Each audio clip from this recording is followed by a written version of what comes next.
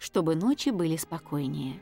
Послеобеденный сон приносит пользу вашему организму. Нет времени — неправда. Даже 20-30 минут достаточно, чтобы организм заправился энергией. В любом случае, долгий сон сделает вас только еще более вялой. Но как тут поспишь с круглым животом? Стефани попросила совета у Шарлотты и с нетерпением ожидала визита акушерки.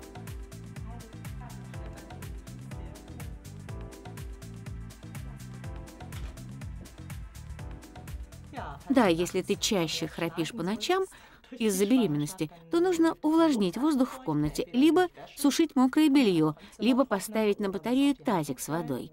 Можешь также использовать спрей с морской водой. Но не спрей против насморка, это вредно для беременных и в течение долгого времени вообще вредно.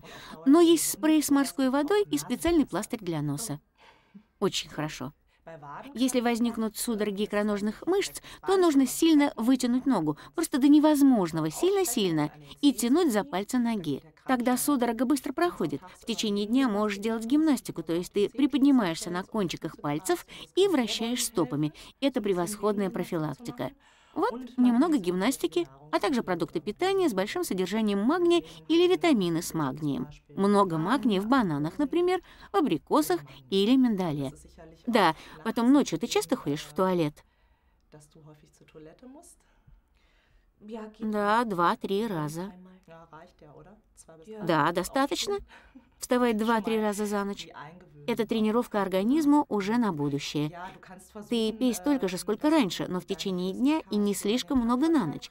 И другой совет. Ешь сушеные фрукты, потому что они как губка впитывают воду в организме. Ладно, я попробую.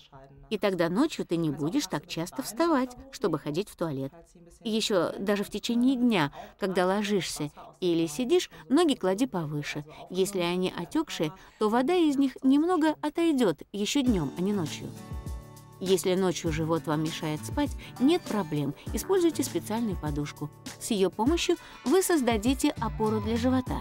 Подушка между ног разгружает таз. В таком положении вы уютно и спокойно проведете ночь.